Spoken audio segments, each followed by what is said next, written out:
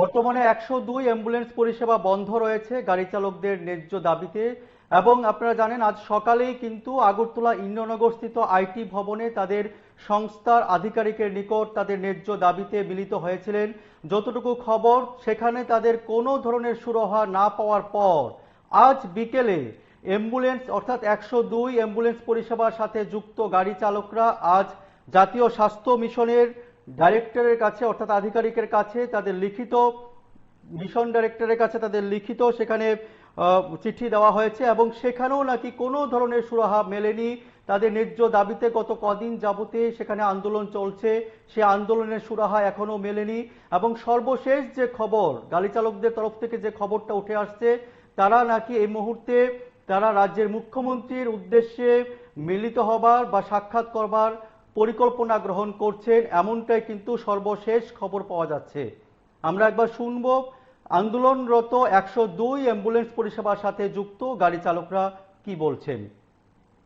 কারণ হলো আজকে বিগত আমরা 5 বছর ধরে 102 অ্যাম্বুলেন্সের পরিষেবা দিতেছি। আমরা বিগত 5 বছর ধরে আমরা স্যালারি এবং ইপিএফ প্লাস আমরা যে অনেক দাবি দাবা আছে, আমরা এগুলো পূরণ হইতেছে না।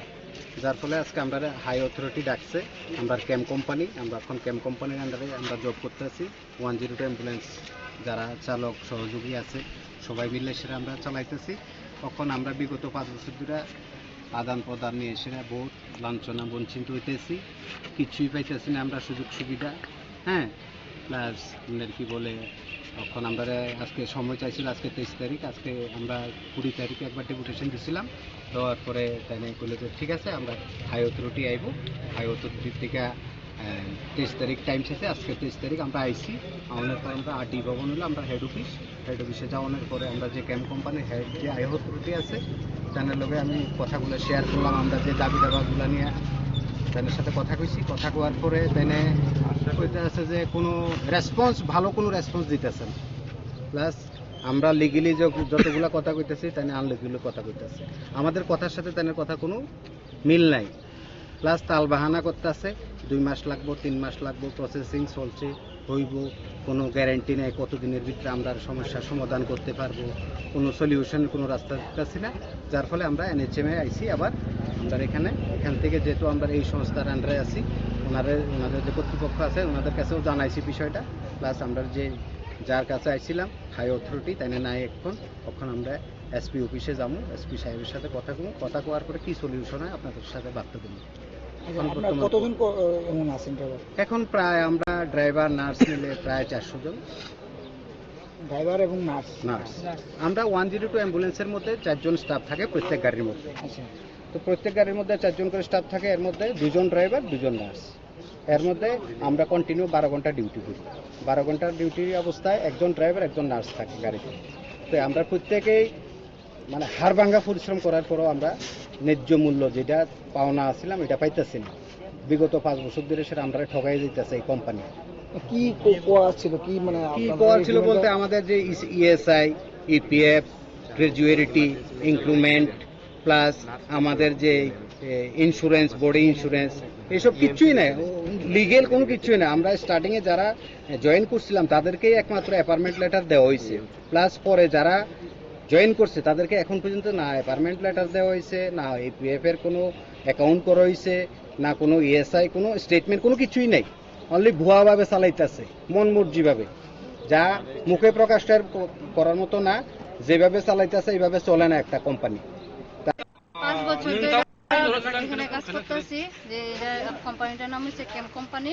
আমরা জয়েন করা হয়েছিল ক্যাম্প কোম্পানি 5 বছরের লেগে কন্ট্রাক্ট বেসিক।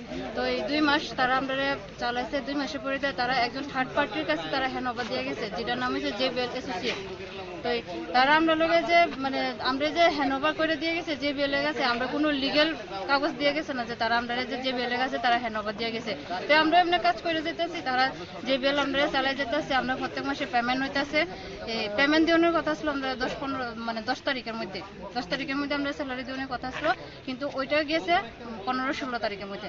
যদি জিজ্ঞেস করি 10 তারিখের মধ্যে যদি স্যালারি দেয় নাকি, তাহলে তারা আমরা আবার ধমকি দেয় যে তোমরা কি স্যালারি কি 10 তারিখে কোনোদিন দেওয়া হয়েছে যে তোমরা স্যালারির কথা কৌখিলি 15 তারিখের আগে এমনি তারা আমরা লোক এমনি ধমকি দিয়ে কথা কয়, প্লাস অনেক রকম ভাবে হ্যারাসমেন্ট করে আমরা যদি কোনো কিছু লেগে যদি কই তাহলে তারা আমরা ধমকি দিয়ে সেটা দবাই রাখানোর চেষ্টা করে।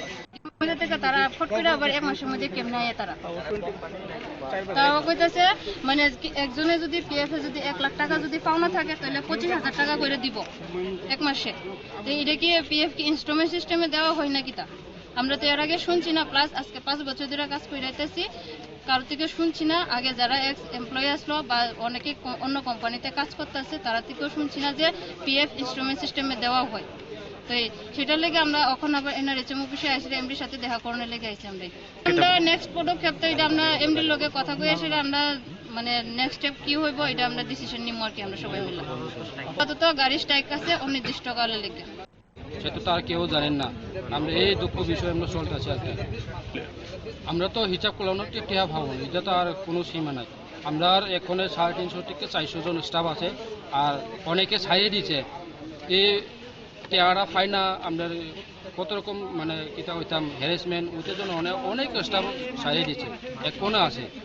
আর আমরা বেতনও অনেক লেট করে দিত আর কি। এই আপনার নাম? আমার নাম প্রিয়কণ্ঠ বর্মা।